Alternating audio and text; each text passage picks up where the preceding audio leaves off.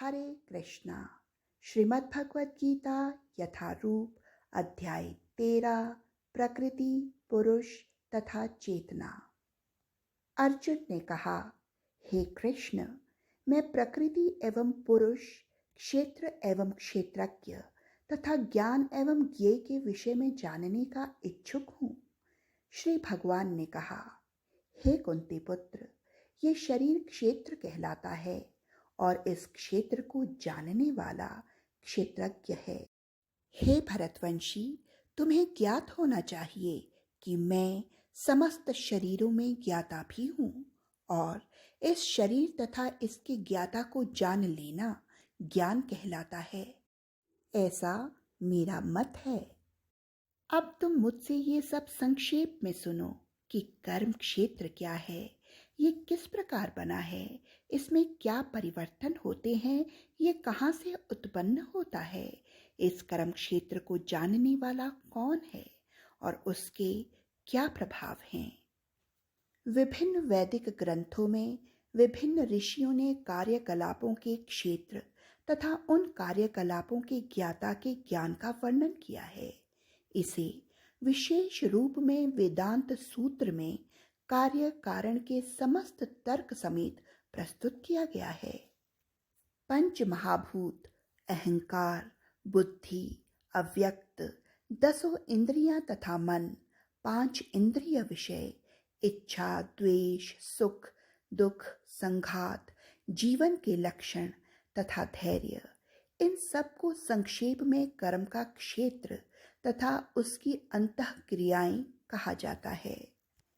विनम्रता, दंभहीनता, अहिंसा, सहिष्णुता, सरलता, प्रामाणिक गुरु के पास जाना, पवित्रता, स्थिरता, आत्मसंयम, इंद्रिय तृप्ति के विषयों का परित्याग, अहंकार का अभाव, जन्म, मृत्यु, वृद्धावस्था तथा रोग के दोषों की अनुभूति, वैराग्य, संतान, स्त्री, घर तथा अन्य वस्तुओं की ममता से मुक्ति, अच्छी तथा बुरी घटनाओं के प्रति समभाव, मेरे प्रति निरंतर अनंत भक्ति, एकांत स्थान में रहने की इच्छा, जन समूह से विलगाव, आत्म साक्षात्कार की महत्ता को स्वीकारना तथा परम सत्य की दार्शनिक खोज, इन सब को मैं ज्ञान घोषित करता हूँ और इनके अतिरिक्त जो भी है वो सब अज्ञान है।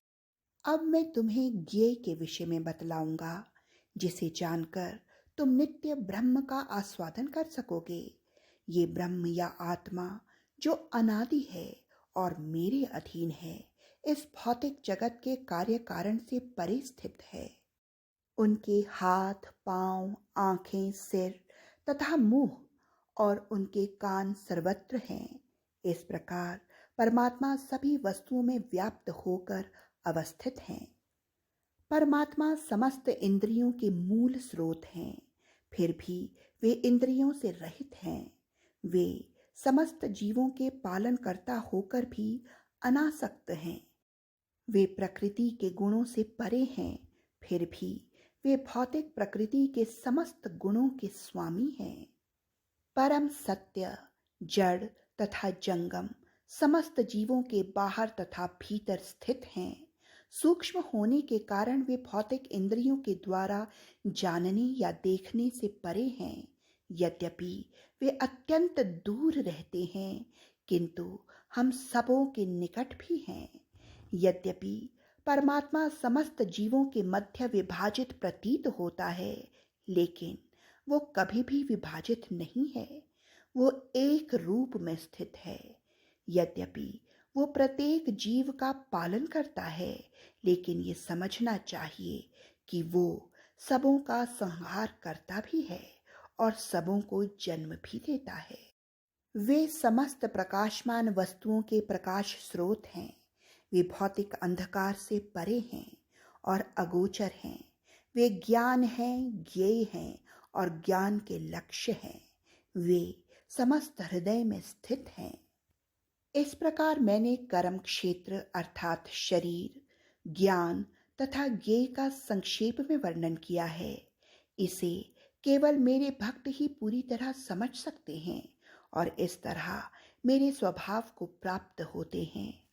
प्रकृति तथा जीवों को अनादि समझना चाहिए। उनके विकार तथा गुण प्रकृति जन्य हैं। प्रकृति समस्त भौतिक कारणों तथा कार्यों की हेतु कही जाती है और जीव इस संसार में विविध सुख दुख के भोग का कारण कहा जाता है। इस प्रकार जीव प्रकृति के तीनों गुणों का भोग करता हुआ प्रकृति में ही जीवन बिताता है। ये उस प्रकृति के साथ उसकी संगति के कारण है। इस तरह उसे उत्तम तथा अधम योनियां मिलती हैं। तो फिर इस शरीर में एक अन्य दिव्य भोक्ता है जो ईश्वर है, परम स्वामी है और साक्षी तथा अनुमति देने वाले के रूप में विद्यमान है और जो परमात्मा कहलाता है। जो व्यक्ति प्रकृति, जीव तथा प्रकृति के गुणों की अंतःक्रिया से संबंधित इस विचारधारा को समझ लेता है, उसे मुक्ति की प्राप्ति सुनिश्चित है। उसकी वर्तमान स्थिति चाहे जैसी हो, यहाँ पर उसका पुनर्जन्म नहीं होगा। कुछ लोग परमात्मा को ध्यान द्वारा अपने भीतर देखते हैं, तो कुछ लोग ज्ञान के अनुशीलन द्वारा और कुछ ऐसे हैं जो निष्काम कर्म योग द्वारा देखते हैं।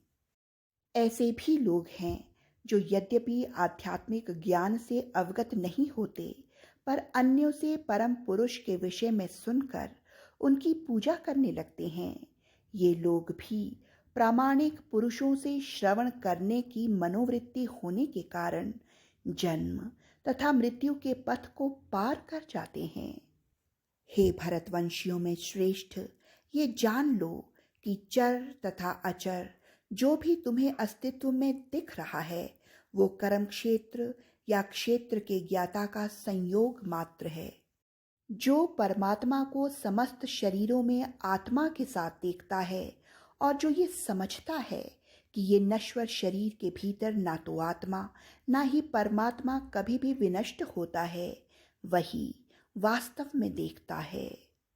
जो व्यक्ति परमात्मा को सर्वत्र तथा प्रत्येक जीव में समान रूप से वर्तमान देखता है, वो अपने मन के द्वारा अपने आप को भ्रष्ट नहीं करता। इस प्रकार वो दिव्य गंतव्य को प्राप्त करता है। जो ये देखता है कि सारे कार्य शरीर द्वारा संपन्न किए जाते हैं, जिसकी उत्पत्ति प्रकृति से हुई है, और जो देखता है कि आत्मा कुछ भी नहीं करता, वही यथार्थ में देखता है।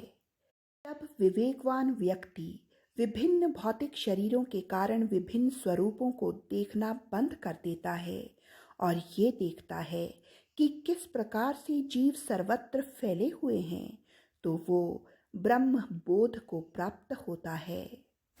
शाश्वत दृष्टि संपन्न लोग ये देख सकते हैं कि अविनाशी आत्मा दिव्य, शाश्वत तथा गुणों से अतीत है।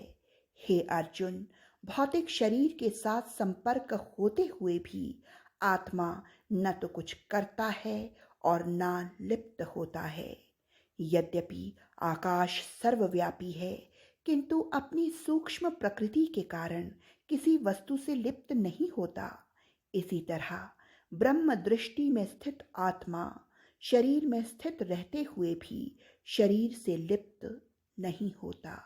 हे भरतपुत्र, जिस प्रकार सूर्य अकेले इस सारे ब्रह्मांड को प्रकाशित करता है, उसी प्रकार शरीर के भीतर स्थित एक आत्मा सारे शरीर को चेतना से प्रकाशित करता है। जो लोग ज्ञान के चक्षुओं से शरीर तथा शरीर के ज्ञाता के अंतर को देखते हैं और भव बंधन से मुक्ति की विधि को भी जानते हैं, उन्हें परम लक्ष्य प्राप्त होता है। इस प्रकार श्रीमद् भगवद गीता का 13वां अध्याय प्रकृति, पुरुष तथा चेतना पूर्ण हुआ। हरे कृष्णा हरे कृष्णा कृष्ण कृष्ण हरे हरे, हरे राम राम राम हरे हरे।